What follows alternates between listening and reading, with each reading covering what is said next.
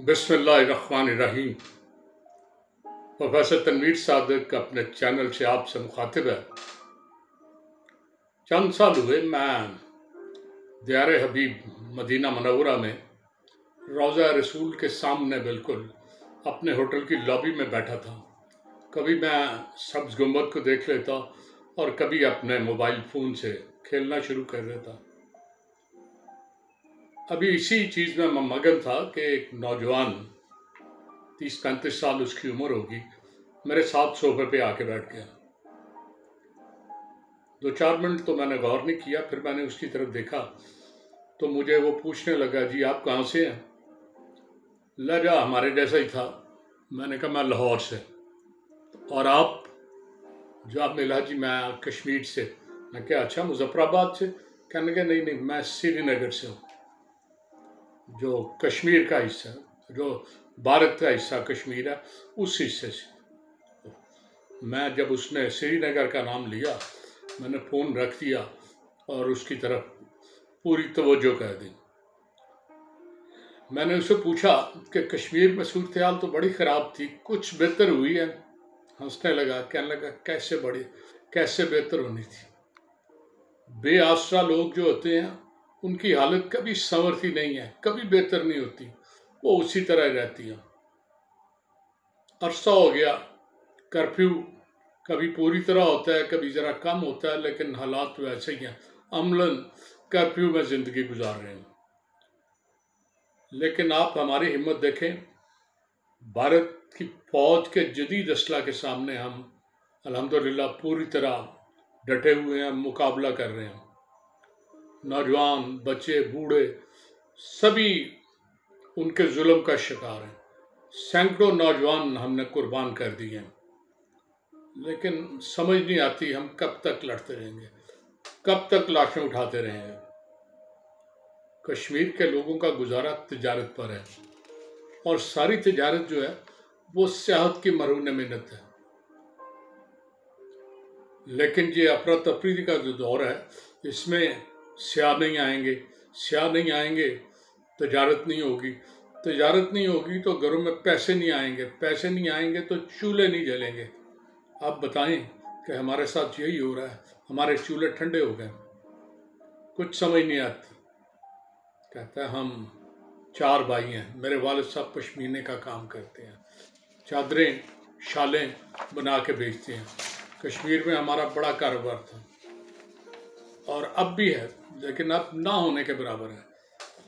हम तंग आकर 2 भाई मेरे भारत में मुख्तलिफ शहरों में शिफ्ट हो गए। जो कुछ हम वहाँ बनवाना आसान काम नहीं, लोगों से रब्ता ही नहीं होता। चनाचे क्या करें, जो कुछ अच्छा बुरा बनता है वो हिंदुस्तान में कहीं ना कहीं भेज आते हैं।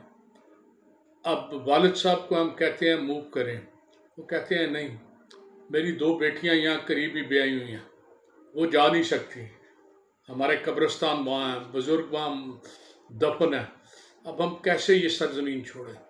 वो उस ज़मीन से बंधे हुए हैं, और जब तक वो बंधे हुए हैं हमारा मुकद्दर भी यही है कि हम वहीं रहें। कल एक पाकिस्तानी आप जैसा मिला था तो हमें कह रहा था डटे रहो।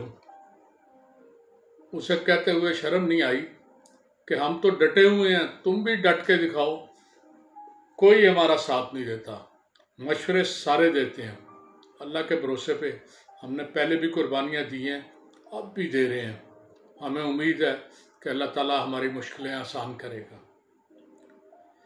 फिर उसने एक लंबी सांस ली।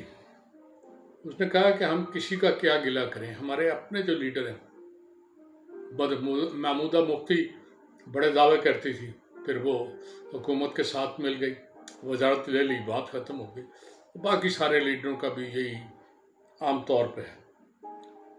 चंद साल पहले हुकूमत ने करेंसी नोट बदले।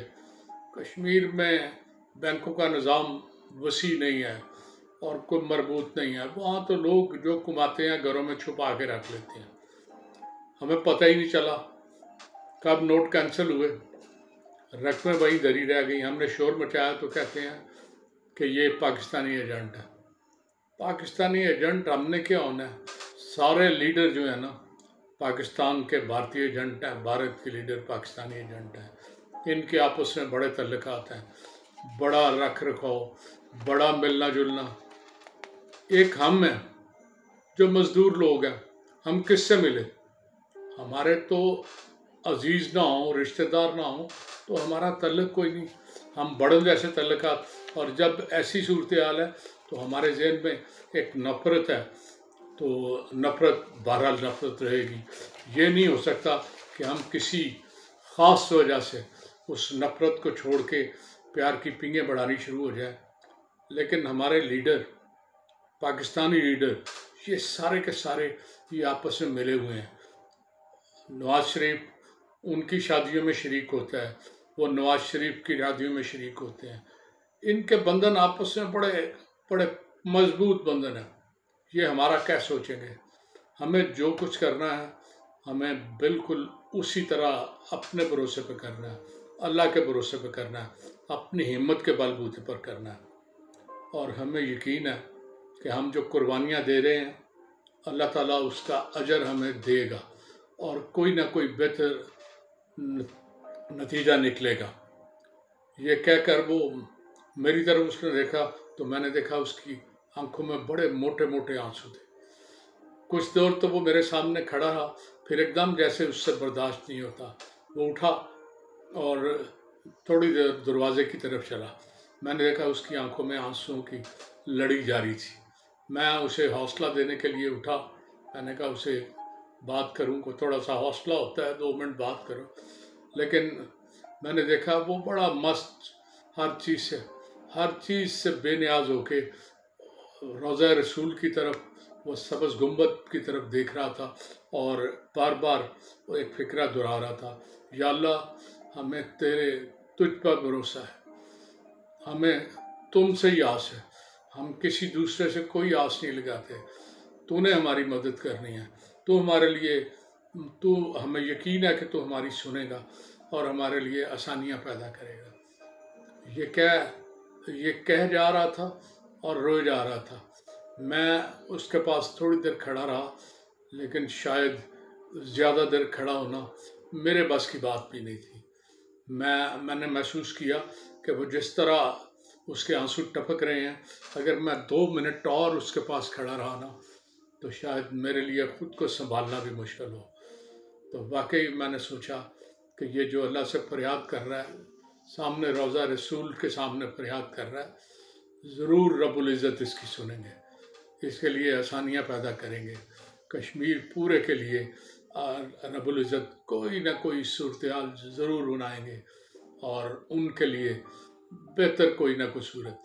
और वो यकीनन सही कहता है, पाकिस्तान की ना ही लीडरशिप, अवाम तो वैसे ही यहाँ बेइस हो गए, उन्हें कोई पता नहीं क्या हो रहा है, लेकिन लीडरशिप से भी कोई उम्मीद नहीं है। तो बहरहाल वो कहता ठीक था। मेरी हमदर्दियाँ और मेरा सब कुछ उसके साथ है, लेकिन मैं भी उसकी तरह बेबस हूँ पूरी तरह। ये पूरी अवाम बेबस है, जिन्होंने कुछ करना है वो इस काबिल नहीं और ना ही करना चाहते हैं। तो आज कश्मीर के हवाले से थोड़ी सी यही गुफ्तगू थी। इजाज़त चाहूँगा। मैं जाते जाते आपसे रिक्वेस्ट यही करूँगा कि चैनल को सब्सक्राइब कर दें, बेल को भी दबा दें। आपसे मुलाकात होती रहेगी। अल्लाह हाफ़िज़।